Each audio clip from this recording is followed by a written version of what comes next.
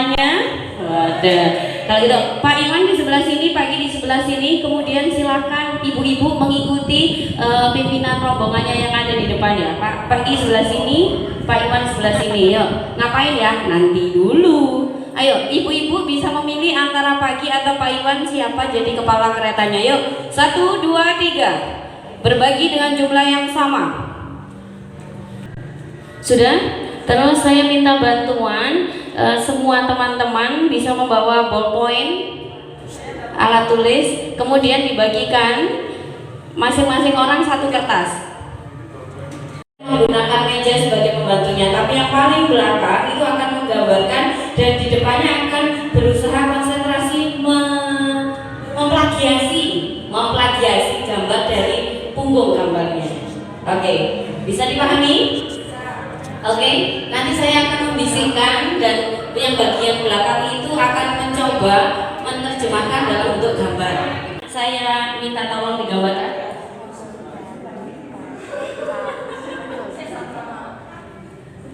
Oke, nah yang depannya langsung bisa sampai nggak usah kecil-kecil. Ya, dipaskan di punggung. Oke, kalau sudah yang depannya langsung gambar juga, tidak usah menunggu selesai. Tidak usah menunggu selesai, yang belakang akan terus mengulang gambarnya.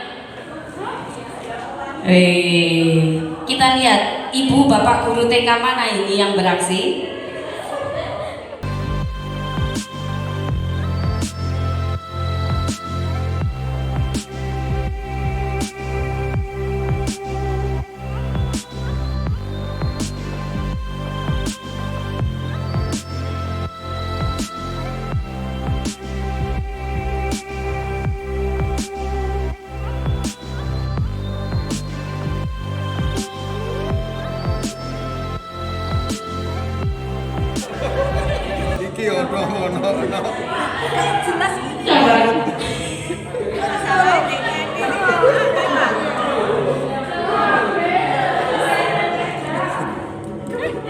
Di sini. Terima kasih aplaus untuk kita semuanya. Dengan murid kita, maka yang terjadi hal itu. Kenapa? Saya anggap bagian belakang itu adalah murid, ya kan? Murid butuh untuk diinterpretasikan gambar Pak Tani pakai caping, ya. Kemudian dia utarakan maksudnya ke guru pertama, pengennya itu loh Bu. Terus guru ini akan menyampaikan ke guru yang lainnya.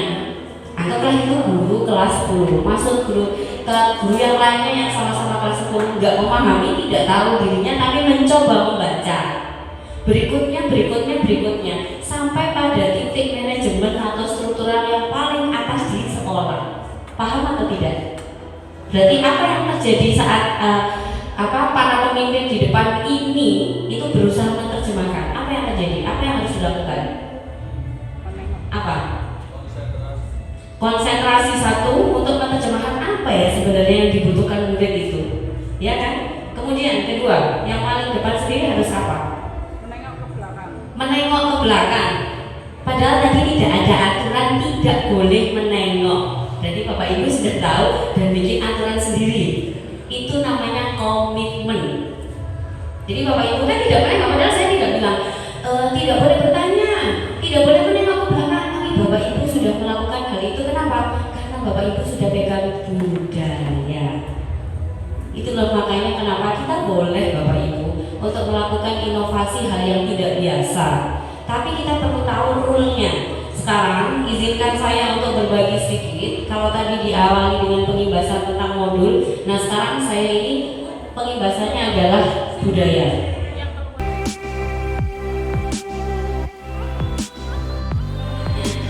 Di sini adalah budaya-budaya atau aksi yang menjadi budaya di sekolah. Bapak Ibu pernah tahu yang ini di sekolah Bapak Ibu ada? Ada ya? Dan ini masih banyak lagi. Sekarang saya minta bantuan Bu Kurnia untuk men-share link berdasarkan aksi atau deteksi aksi di sekolah Bapak Ibu masing-masing. Kita lihat ya. Jadi link tersebut adalah link Jamboard yang Bapak Ibu perlu isikan berdasarkan deteksi aksi atau budaya positif yang berlaku di sekolah Bapak Ibu. ada bersalaman, ya, kemudian sholat berjamaah, budaya literasi, upacara bendera, piket kelas, budaya 5S, ada yang 3S, ya kan, salam senyum sapa. Kemudian ada budaya kerja 5R, masih banyak lagi. Bapak Ibu bisa tuliskan dengan memberikan note, sticky note dengan warna yang sesuai dengan warna yang ada di masing-masing sekolahnya. Silakan dituliskan budaya atau aksi positif apa yang sudah diterapkan di sekolah Bapak Ibu. Yuk dibuka Android-nya. Sudah bisa dibuka, kemudian diisi.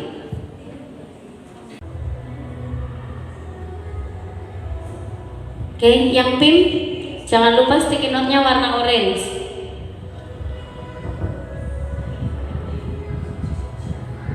Oleh semua orang, apalagi itu anak-anak, maka Bapak Ibu akan mendeteksi keberhasilan dari sekolah itu menancarkan budaya-budaya positif pada diri anak tersebut. Jadi Bapak Ibu bisa membuat ini di kelas. Jadi tidak harus satu sekolah kan di kelas. Apa yang diyakini anak-anak menjadi keyakinan dirinya adalah nilai positif. Kalau mereka tuliskan yang mereka lakukan di sekolah ngapain aja, berarti itu salah satu keberhasilan sekolah menancarkan karakter. Itu dari sisi anak-anak. Jadi kita membiarkan anak-anak mengisi seperti saat ini Bapak Ibu membiarkan saya membiarkan Bapak Ibu mengisi. Itu artinya yang Bapak Ibu ketahui dan jalankan di sekolah.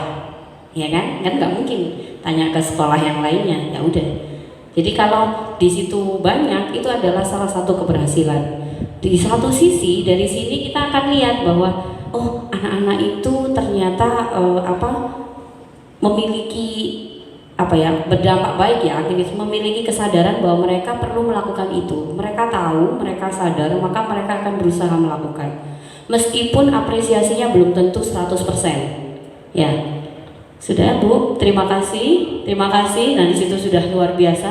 Ini partisipannya PGRI 3 ini satu, tapi belakangnya kayaknya nggak kelihatan ya, karena bunganya yang dituliskan. Waduh, karena cepet Pim lihat aja jejer-jejer sampai nggak uman goni. Ya, terima kasih Bapak Ibu, terima kasih. Kita beri aplaus untuk hasil kerja kita. Oke, saya izin nanti saya unggah juga hasilnya.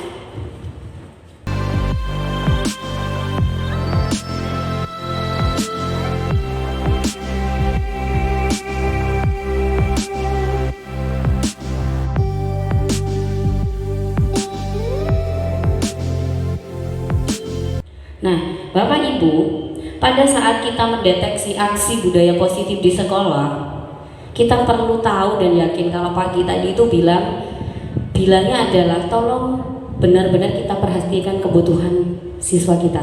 Satu hal yang kita belum berani bertanya, coba Bapak Ibu tanya, Rek, kalian butuh saya tidak? Jawaban paling menyakitkan adalah sebenarnya saya nggak butuh Bu, udah selesai. Tapi kalau gitu apa arti kita buat mereka? Kita itu cuma nonton. Kita itu nggak ngasih. Karena mereka itu hanya butuh tuntunan. Mereka itu nggak butuh dikasih tahu. Mereka hanya butuh ini loh nak, nanti kalau kamu lewat jalan ini jadinya seperti itu. Maka kita tugasnya adalah menuntun. Sehingga budaya-budaya ini perlu dikuatkan dengan cara kita menguatkan bahwa murid kita, anak kita itu mampu berpikir. Jadi tidak perlu diajari caranya berpikir. Yang kedua adalah mereka mampu bertindak. Jadi tidak perlu diajarin caranya bertindak, tapi mohon diberikan contoh atau teladan dalam bertindak. Yang ketiga, mampu mencipta. Nah, ini adalah creator tingginya. Kalau mencipta, disitulah mereka butuh kita lebih. Kalau mereka sudah dalam tahapan mencipta, pada saat itu proses inilah yang dikategorikan proses memerdekakan diri sebagai murid yang mandiri dan bertanggung jawab. Disitulah letak tingginya derajatnya murid di kita itu kan kalau sudah bisa mencipta, ya kan? Tapi pada saat ini kita tidak perlu menganggap bahwa peserta didik kelas 10 itu kita ajari bagaimana cara berpikir, mereka sudah tahu. Tapi mereka yang penting adalah hal ini yang kita lakukan. Kita akan membuat ini semakin menguat. Ya, kalau kita lihat Indonesia, saya mungkin minta waktu sekitar 20 menit lagi. Apa yang kita lakukan sebagai warga Indonesia menguatkan Indonesia itu adalah semangat kolaborasi yang mendunia. Semangat gotong royong itu adanya di Indonesia. Sehingga pada saat pembelajaran kita pasti banyak mengandalkan ini, betul? Iya. Setelah itu kita akan melakukan hal ini seperti tadi pagi Bu Eva tadi juga menyampaikan diagnostik, assessment diagnostik paling banter Bapak Ibu paling mudah itu membuat group discussion kemudian membentuk kelompok melakukan pemberian stimulus, selesai. Susah kalau kita memberikan itu satu persatu, akan lebih mudah jika kelompok. Kenapa? Karena itu budaya Indonesia. Nah itu satu. Selanjutnya, pada saat kita tahu bahwa di sekolah itu butuh budaya positif, maka yang kita tugaskan untuk diri kita adalah kita mendisiplinkan dulu. Bagaimana kita sebagai orang yang berperan di sekolah itu dapat memberikan proses belajar yang kontrol dirinya itu dengan potensinya anak. Jadi anak ini perlu dilihat dari potensinya. Bapak Ibu itu justru akan mencari sangu. Oh dalam satu kelas anak saya itu yang ini pinter komunikasi, yang ini analisisnya kuat. Itu hasilnya. Jadi bukan nilainya. Bapak Ibu itu akan punya rekom. Di kelasku yang paling kerjanya cepet taktek itu anak ini. Di kelas saya yang paling analisisnya kuat itu ini. Itu hasil proses kita sebenarnya, bukan yang nilainya di atas KKM. Makanya kenapa tidak ada kenaikan kelas. Asumsinya Bapak Ibu punya penilaian gini loh, si A, si B, si C di kelasku mata pelajaranku 10 Alep Jos. Nah, tapi yang lainnya itu tidak, bukan berarti tidak punya, ya mereka punya kekuatan. Next. Nah, kita sebagai guru jangan sampai tidak memerankan hal ini. Kita lihat tingkatannya. Guru sekali lagi tidak bisa mengontrol diri siswa ya, karena manusia itu hanya dapat mengontrol dirinya sendiri, dia tidak bisa mengontrol orang lain. Itu adalah kodratnya. Jadi saya tidak mungkin meminta Bapak Ibu untuk mendengarkan saya penuh, tidak, karena Bapak Ibu itu tidak saya kontrol. Tapi Bapak Ibu yang memiliki kesadaran untuk mendengarkan saya, mengikuti apa yang saya sampaikan, sadar kan? Anak-anak juga begitu. Kita tidak meminta anak-anak 90 menit mendengarkan kita karena kita tidak bisa mengontrol mereka. Tetapi dengan kesadaran mereka akan mengikuti apa yang kita sampaikan. Itu berarti dia dari hasil kontrol diri. Maka guru itu satu, bisa berperan sebagai penghukum. Betul? Bisa berperan sebagai pembuat orang merasa bersalah. Tajam loh lisannya. Ya kan? Kamu ini membuat saya ini gimana gitu, saya kecewa. Orang seperti itu kan pasti anaknya tambah down kan. Yang ketiga teman, tolong dong bantu ibu supaya kalian nantinya bisa mengkondisikan kelas, itu sebagai teman. Yang keempat pemantau itu ada tata tertib, kemudian lihat tuh itu salah loh. Yang seharusnya benar gini, oke, itu yang kamu lakukan sudah benar, itu pemantau. Karena kita tidak melakukan apa-apa, cuman deng itu pemantau. Yang terakhir ini yang paling sulit Bapak Ibu, dan ini adalah ideal sebagai manajer. Karena posisi terakhir manajer ini adalah melihat mentornya tarik ulur, jadi kayak Ki Hajar Dewantara ya, tuturi handayan itu. Ing ngarsa suntulodo, ing madya mangun karsa, tuturi handayani. Ada di sini kita. Apakah kita sudah di posisi ini? Kita lihat. Bapak Ibu tolong bisa refleksi diri sendiri sampai pada tahap mana? Oke. Saat ini saya berada pada grafik time-nya untuk posisi kontrol saya. Pada saat Bapak Ibu merasa keseharian Bapak Ibu ada di sini, maka ini adalah posisi terendah dari peran seorang guru. Oke. Selanjutnya ini. Saya tidak akan mengkonfirmasi, tapi Bapak Ibu perlu menyadari. Selanjutnya ini middle. Ini yang paling sering kita lakukan, baik sebagai orang tua maupun sebagai guru, ya kan? Dianggap ini adalah posisi paling aman, mengamankan posisi guru kan ini. Terakhirnya adalah ini. Kalau ini Bapak Ibu perlu tahu aturannya, perlu pegang hak dan kewajibannya, baru bisa memantau. Kalau nggak tahu kan berarti nggak bisa memantau. Maka teman dan pemantau itu kedudukannya lebih tinggi pemantau, karena dia sudah tahu, Bapak Ibu guru ini sudah tahu. Biasanya di sini nih ada pegang tugas tambahan ini atau penguasa kelas ini. Biasanya ada di sini. Ya, ya buka kom ya, kan gini ya, keliru. Nah, yang sulit yang ini. Kita semuanya ke arah ini manajer Bapak Ibu. Sudah bisa melihat diri kita ada di mana saat ini? Banyakkan sebagai teman, pemantau, membuat rasa bersalah atau manajer? Adakah posisi Bapak Ibu sudah sebagai manajer? Nah, ya, manajer itu diakui anak-anak, bisa dekat dengan anak-anak bukan sebagai teman, tapi bisa memahami, oh iya Bu, kan santun ya, oh iya Bu. Kemudian sebelum kita ngomong, dia pasti akan berusaha, apa yang bisa saya bantu? Responnya dari mereka, bukan dari kita. Nah, kalau sudah di sini, saya perlu ini beberapa slide juga. 3 motivasi perilaku manusia. Bapak Ibu tolong kita bisa mempolakan bahwa murid kita itu pasti, tidak murid kita sih, kita sendiri juga iya, pasti yang paling mudah itu adalah menghindari ketidaknyamanan atau hukuman. Ya, itu sifat dasar manusia untuk perilaku. Kemudian mendapatkan imbalan itu sebagai sesuatu yang positif. Penghargaan dari orang lain itu akan membuat kita jauh lebih nyaman. Yang ketiga, untuk menjadi orang yang diinginkan orang lain dan menghargai diri sendiri dengan nilai, itu adalah grade yang Bapak Ibu lakukan untuk keluar dari tempurung diri kita. Saat kita sudah keluar, orang lain mengakui hasil kerja kita, disitulah kita merasa sangat-sangat dihargai. Ya kan? Ya, itu kebutuhan dasar siapapun berapapun usianya. Oleh karena itu, manusia itu cuma punya 5 kebutuhan dasar, bukan makan, minum, tidur, bukan, tapi punya kasih sayang dan rasa ingin diterima. Ini posisikan peserta didik ada di sini. Mereka tidak butuh, sekali lagi, mereka tidak butuh dikontrol. Mereka hanya perlu sadar untuk mengetahui apa yang mereka perlu kontrol diri. Kebebasan. Semakin Bapak Ibu buat banyak aturan, semakin anak-anak tidak suka. Kesenangan, semakin Bapak Ibu mengatur pembelajaran dari menit pertama sampai menit terakhir, semakin mereka nggak suka.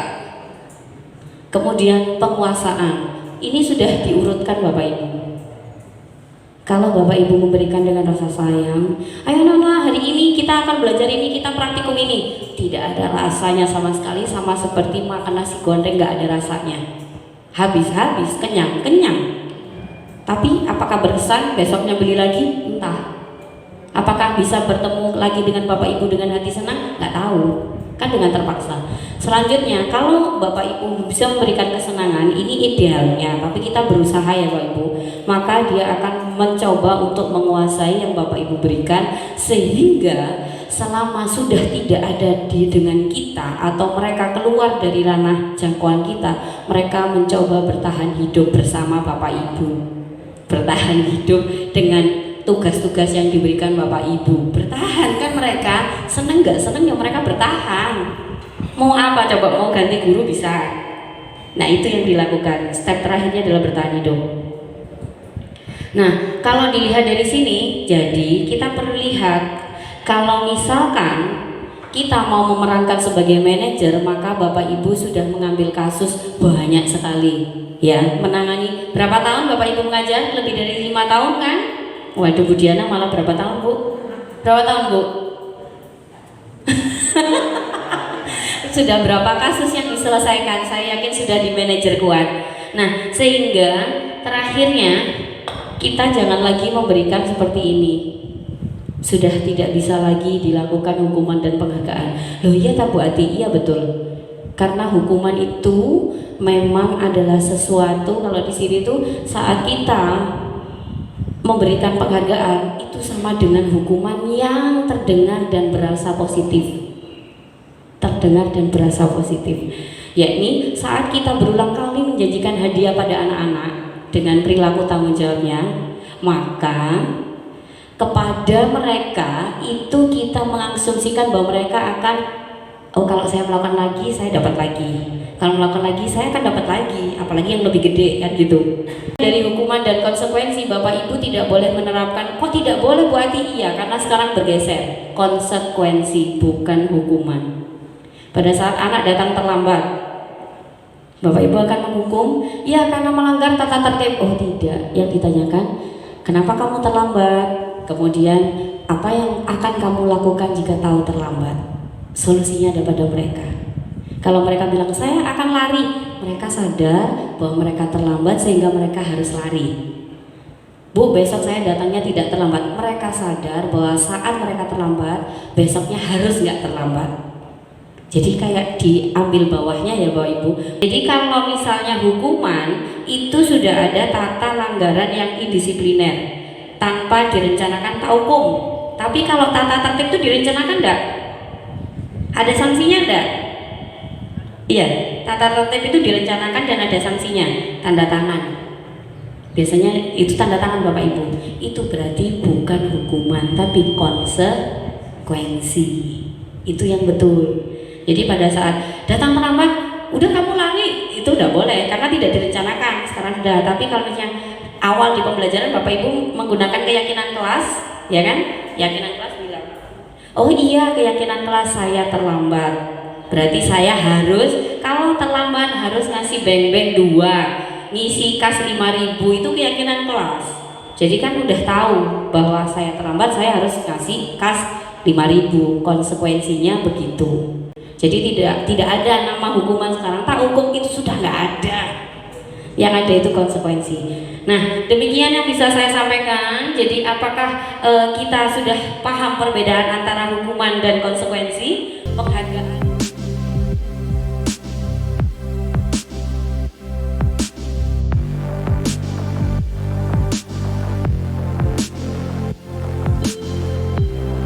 Mungkin ini sedikit berbagi ilmu, jadi kita semuanya bisa belajar bahwa hal baru itu pasti butuh effort untuk belajar. Terima kasih dari saya. Setas kurang lebihnya kita semangat kembali. Assalamualaikum warahmatullahi wabarakatuh. Ini kita foto bersama ya nanti.